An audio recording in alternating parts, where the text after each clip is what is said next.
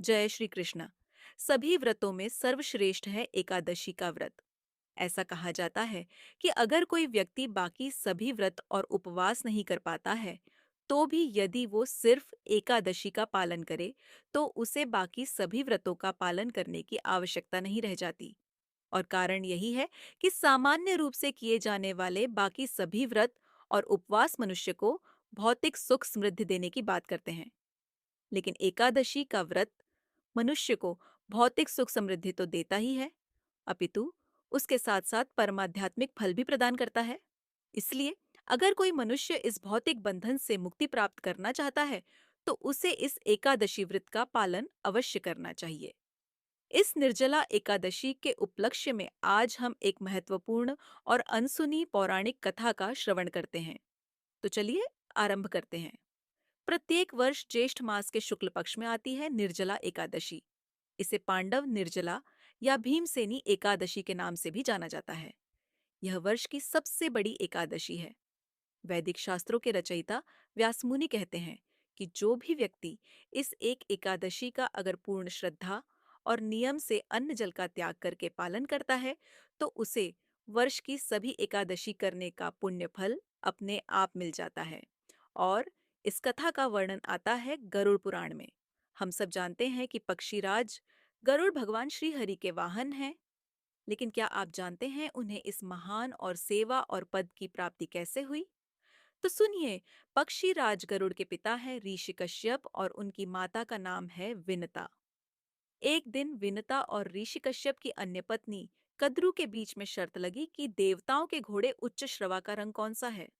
स्वाभाविक है कि उसका रंग दूध के समान श्वेत ही था, लेकिन कद्रू ने कपटपूर्वक विनता से कहा कि उसकी पूंछ का रंग काला है।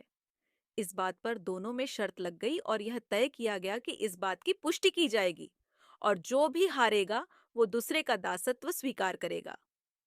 अब देखिए, कद्रू ने चालाकी पूर्वक क्या किया कि उसने अपने सभी संतानों को, जो कि सर्प थे, उन्हें उस घोड़े की पूंछ पर लिपट जाने के लिए कहा, ताकि जब पुष्टि की जाए तो उसकी पूंछ सच में काले रंग की दिखे।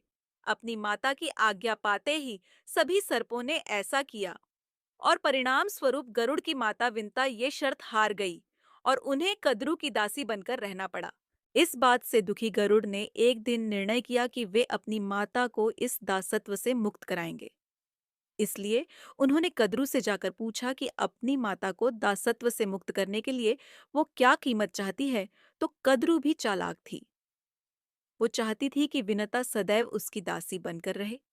इसलिए उसने गरुड़ को एक असंभव कार्य सौंपा, और वो कार्य था देवलोक से अमृत के कलश को लेकर आना। गरुड़ ने अपने पिता के मार्गदर्शन में इस असंभव कार्य को संभव बनाने का निर्णय लिया और देवलोक में जाकर अनेक संघर्षों के पश्चात वे उस अमृत कलश को धरती पर लाने में सफल हुए। और इस प्रकार उन्होंने अपनी माता विनता को कद्रू के दासत्व से मुक्ति दिलाई। जब भगवान श्री विष्णु ने गरुड़ के इस महान पराक्रम, बुद्धि चातुर्य और विनम्रता को देखा, तो उन्होंने उसे अपने वाहन बनने का प्रस्ताव रखा। गरुड़ के लिए तो अत्यंत सौभाग्य की बात थी और उन्होंने बड़ी ही प्रसन्नतापूर्वक इस सेवा का स्वीकार किया। एक दिन गरुड़ और भगवान श्री विष्णु के बीच में कुछ संवाद हो रहा था। उस समय गरुड़ ने भगवान श्री हरि से पूछा, हे भगवान, मैंने सुना है कि सभी व्रतों में एकादशी तिथि आपको सर्वाधिक प्रिय है, लेकिन कई बार इस एकादशी तिथि के दिन को लेकर अनेक भ्रांतियां फैली रहती हैं। तो आखिर कौन से दिन इसका पालन करना चाहिए? इस विषय में मैं जानना चाहता हूँ। इसके उपरांत इस एकादशी तिथि के महात्म के विषय में भी मैं जानने के लिए उत्सुक हूँ।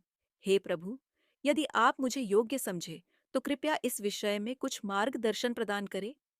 गरुण की विनम्रता और जन कल्याण युक्त जिज्ञासा, ये दोनों देखकर भगवान श्री विष्णु ने कहा, हे पक्षीराज, यह सत्य है कि मास में 2 बार, यानी शुक्ल पक्ष और कृष्ण पक्ष में आने वाली एकादशी तिथि मुझे सर्वाधिक प्रिय है। एक समय इस पृथ्वी पर महान राजा मानधाता ने इसी एकादशी व्रत का पालन करके पुण्य अर्जित किया था और उसके परिणाम स्वरूप उन्हें संपूर्ण पृथ्वी का एक चक्री साम्राज्य प्राप्त हुआ था।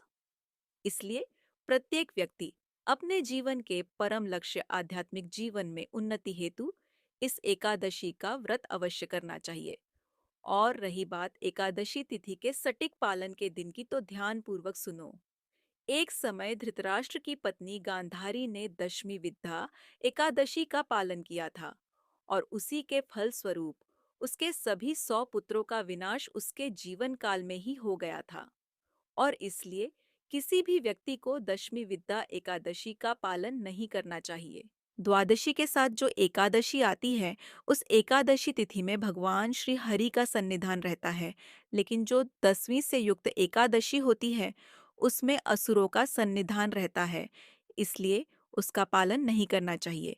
ऐसे समय में व्यक्ति को द्वादशी के दिन एकादशी का पालन करना चाहिए। यदि एकादशी तिथि एक कला मात्र गणना में भी रहती है, तो द्वादशी युक्त एकादशी को ही यह व्रत उपास्य है। यदि कभी एकादशी, द्वादशी और विशेष रूप से त्रयोदशी तिथि भी एक ही दिन में आ जाए, तो इन तीनों तिथियों से मिश्रित यह तिथि व्रत करने योग्य होती है, क्योंकि ऐसी तिथि मांगलिक एवं सभी पापों का विनाश करने में सक्षम होती है। किंतु 10वीं से युक्त एकादशी का व्रत कभी भी नहीं करना चाहिए। प्राचीन समय में महाराज रुक्मांगद भी एकादशी के दिन रात्रि में जागरण, भगवत कथा का श्रवण और भगवान श्री गदाधर विष्णु का पूजन करते हुए वर्ष के सभी एकादशियों का पालन करते थे, और इसके फलस्वरूप उन्हें इस भौतिक जगत से मुक्ति प्राप्त हुई थी। तो ये थी निर्जला एकादशी का महिमा मंडन करती हुई पौराणिक कथा। तो चलिए, इस निर्जला एकादशी के उपलक्ष्य में अपने मन, तन और चेतना को भगवान श्री कृष्ण के चरणों में समर्पित करते हैं और इस वैदिक सभ्यता को यथारूप में आगे बढ़ाते हैं।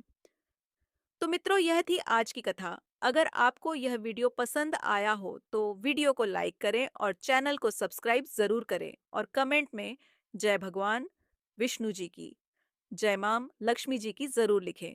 धन्यवाद। जय श्री कृष्ण।